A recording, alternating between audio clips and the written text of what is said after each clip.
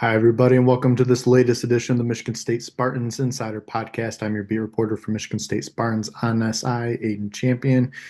We've been doing a series of evaluations of what next year's position groups will look like for Michigan State, or at least how they're looking as of right now. Today, we'll be talking about the running back room. Obviously, that was a department, or at least the run game in general, was an area that Michigan State lacked in, and so it severely hindered the Spartans' ability to excel on offense last year. The team was ranked 14th in the Big Ten in rushing, both total rushing and rushing yards per game. And, obviously a lot of that had to do with the lack of production up front. For whatever reason, the offensive line just was unable to, produce holes for its backs, and it had two great running backs with Nate Carter and Kayron Lynch Adams. I mean, they both had moments where they were excellent, and early on, especially looking at Florida Atlantic, the feeling, at least for me, was that Michigan State had kind of a two-headed monster with Carter and Kayron, and that didn't really prove to be the case. I mean, like I said, they were both great backs, and they were both experienced guys who had the ability um, to both create plays out of the backfield in the passing game, and then also, you know, they at times could dominate you on their feet, but just weren't given many opportunities to do so. And it really was unfortunate because they could have put together a really solid rushing season for Michigan State. But like I said, it ultimately came down to the offensive line, and there just weren't enough opportunities for there to be consistent success on the ground. And that will obviously be a focus this coming season, the offensive line in general, working on fixing that up front in terms of run blocking, but also, of course, pass coverage, protecting Aiden Childs. And, they've got I feel, a solid room at running back right now. Um, but at the same time, I've been saying on recent shows that I still think Michigan State could have gone out and gotten another back this spring. I do think that Elijah Tolliver is a great option to have for them. Probably going to be their number one option in that room, but I just felt like could have gotten someone perhaps from a bigger school, or who maybe had experience at a Power Five level, but uh, nonetheless, Tolliver's what they got, and they're gonna have to ride with him. But Jonathan Smith said he likes to use multiple backs, and we saw that last year with Nate Carter and Kayron. So expect guys like Makai Frazier and Brandon Tolis to be in the mix as well. Those two guys, of course, didn't see much action last year. They each only had 7 reps apiece, or 7 carries, and the experience isn't necessarily there.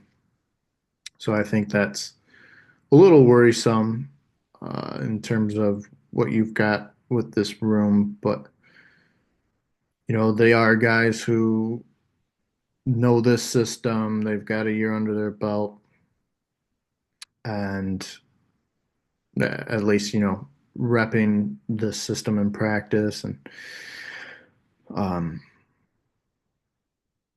playing behind two great veterans in Nate Carter and Karen Lynch Adams. So I think, I would expect them to be ready for the baggage they'll have to carry next year. But looking at Tao Tolliver, in case you're not familiar with what he's bringing to the table, coming from Sacramento State, was an all Big Sky honorable mention last season. Had over 900 rushing yards, um, and had over 1,200 all-purpose yards.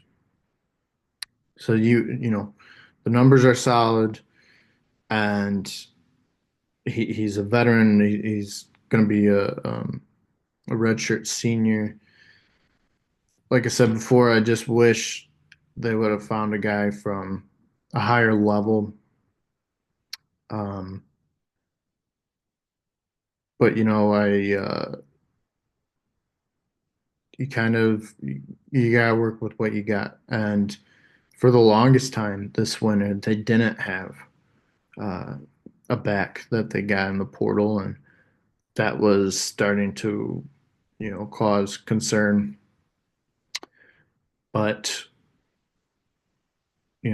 Tolliver, I think I didn't hear anything in camp that really struck me as um, reasons to be impressed with him or what he was able to do in his first practices as a Spartan. Obviously, his teammates are going to say good things, and you never expect them to really tear someone down, especially a new guy. Um, Stanton Ramil had you know positive things to say about him, but um, the it kind of concerned me was Smith. I mean, when Jonathan Smith, whenever he was asked about him, it was like, and he's still getting adjusted, still getting comfortable in the system, and nothing that was really like, man, this guy's gonna be something. And I wouldn't necessarily expect that from Jonathan Smith either. It's not someone obviously who gets too excited when talking about um, players, but and that's not to say he's not praiseful of his guys or doesn't support them. It's just um, I think he's just maybe more so now than last year is more cautious about what he says um, because of the expectations that were riding guys like Aiden Childs and Jack Velling. So maybe he's trying to kind of weather things before we get into the actual action. And if that is the case, very fair. You don't want to blow anything up uh, prematurely, especially considering how things ended up last season. So, with that said, I mean, I said this is a solid room. I'm not, holding my breath for uh, a great year or a big leap on in the ground game, but you know, I think they've got the tools to make something work. And with all the options they have at receiver, and you got Velling at tight end, I mean, perhaps they might not have to rely too much on the ground, although every team needs to be able to do it. You got to you got to find success on the ground to build the pass. So it is something they'll have to do to be able to excel at, but might not be something they have to rely on too heavily. So we we'll keep an eye out on that room. I don't expect much change if any, really, um, with any additions there. Um, I should also mention Jace Colorizio, probably not a guy who's going to see much action next year, but very promising prospect there, hometown kid, East Lansing High School. Um, caused a lot of excitement when he flipped his commitment, and I do think there's a bright future in store for him, but probably not. Um, like I said, probably not going to see too many snaps next season, but we'll see. Anything can happen, and it's not like this. You know, any spots in this room are really set in stone. So we'll see. As always, thank you everyone for tuning in and appreciate your engagement. Continue to follow along with all of our content on Michigan State Spartans on SI, where we're bringing you daily coverage of your beloved Michigan State Spartans. So, with that said, thank you everyone, and have a great rest of your day. Have a great rest of your week. Thanks.